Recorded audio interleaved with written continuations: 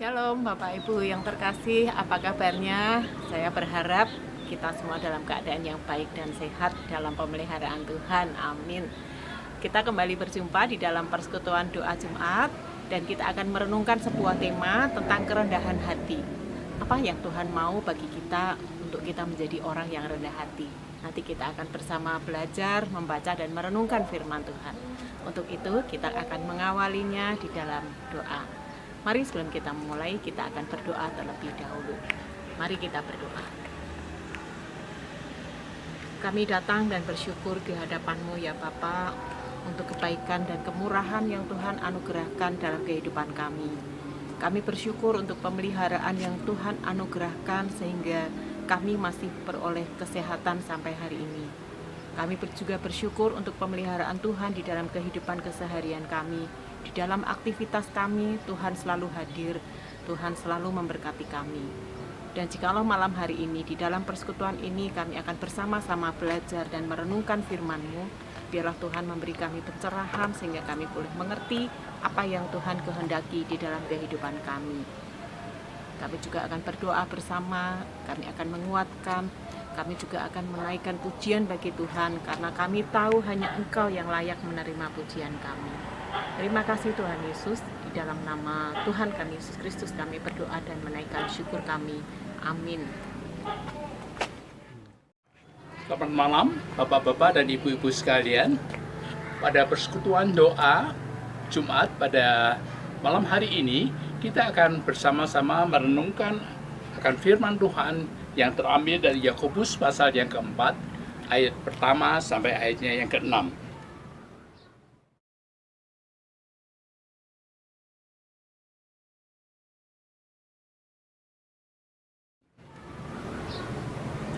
Dari manakah datangnya sengketa dan pertengkaran di antara kamu? Bukankah datangnya dari hawa nafsumu yang saling berjuang di dalam tubuhmu? Kamu mengingini sesuatu, tetapi kamu tidak memperolehnya. Lalu kamu membunuh.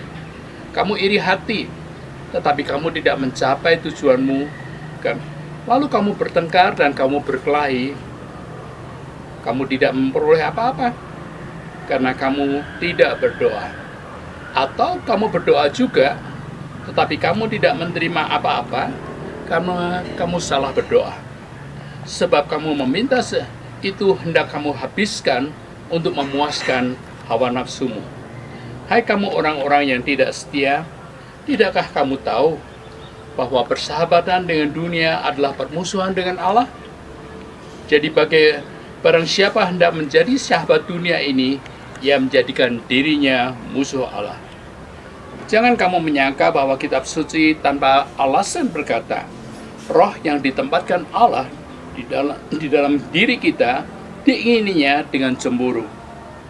Tetapi kasih karunia dianugerahkannya kepada kita lebih besar daripada itu. Karena ia berkata, Allah menentang orang yang congkak, tetapi mengasihani orang yang rendah hati.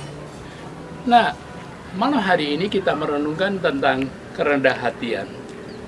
Ketika kita bertemu dan kemudian bersapa dengan orang-orang di sekitar kita, kita sering mendapati bahwa orang yang kita ajak bicara itu menyenangkan atau kurang menyenangkan, tergantung dari sikap dia dan juga sikap kita sendiri tentunya.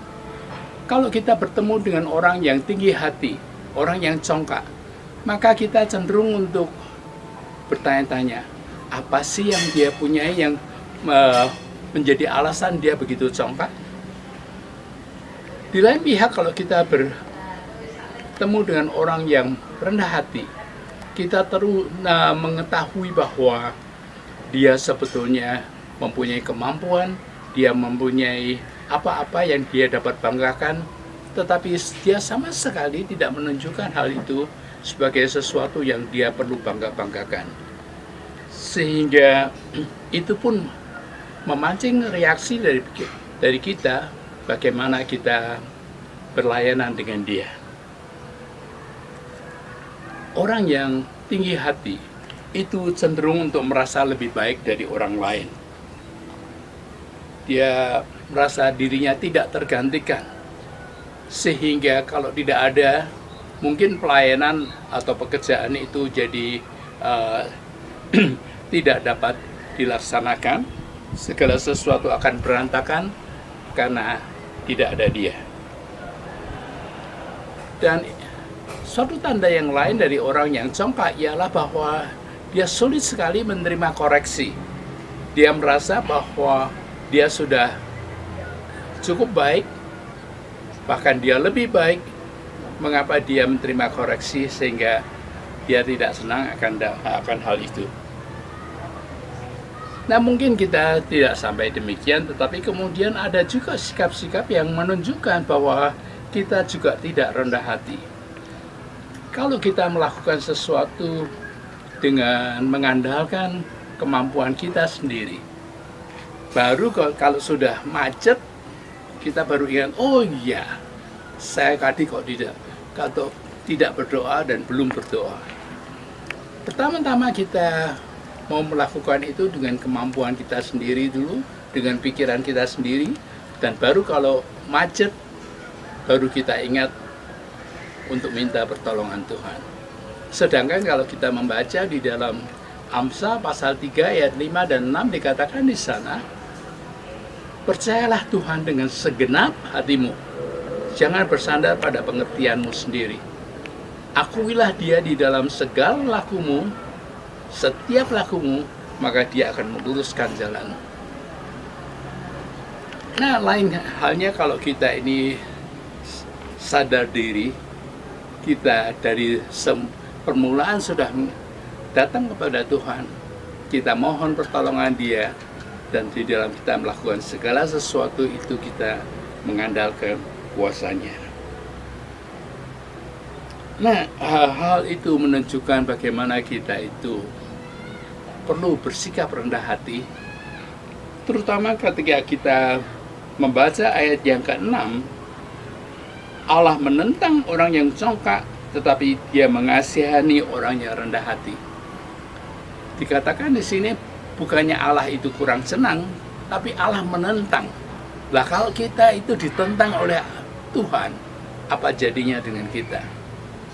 Dan kemudian dikatakan, tetapi mengasihani orang yang rendah hati. Memang di dalam bahasa Indonesia dikatakan mengasihani, seolah-olah asal katanya itu kasihan. Tetapi di dalam bahasa lain dikatakan bahwa Allah itu memberikan anugerah. He gives grace kepada orang yang rendah hati.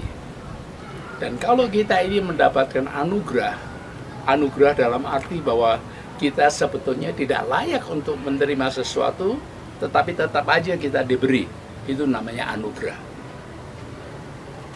Kalau kita rendah hati, Tuhan memberikan anugerah itu. Apa-apa yang di luar persangkaan kita, Tuhan berikan kepada kita, karena kita rendah hati. Nah, itulah sikap yang kita ingin pelajari pada malam hari ini, bahwa untuk dapat melanjutkan hidup kita, untuk dapat melanjutkan pelayanan kita, kita perlu belajar untuk rendah hati. Karena rendah hati itu kemudian tidak saja membenarkan hubungan kita dengan Tuhan, tetapi juga kalau kita membaca ayat-ayat pertama dari pasal 4 tadi, itu akan menolong kita di dalam hubungan satu dengan yang lain. Mari kita datang kepada Tuhan dan kita mohon Tuhan memberikan kita hati yang rendah, sikap yang rendah hati. Amin.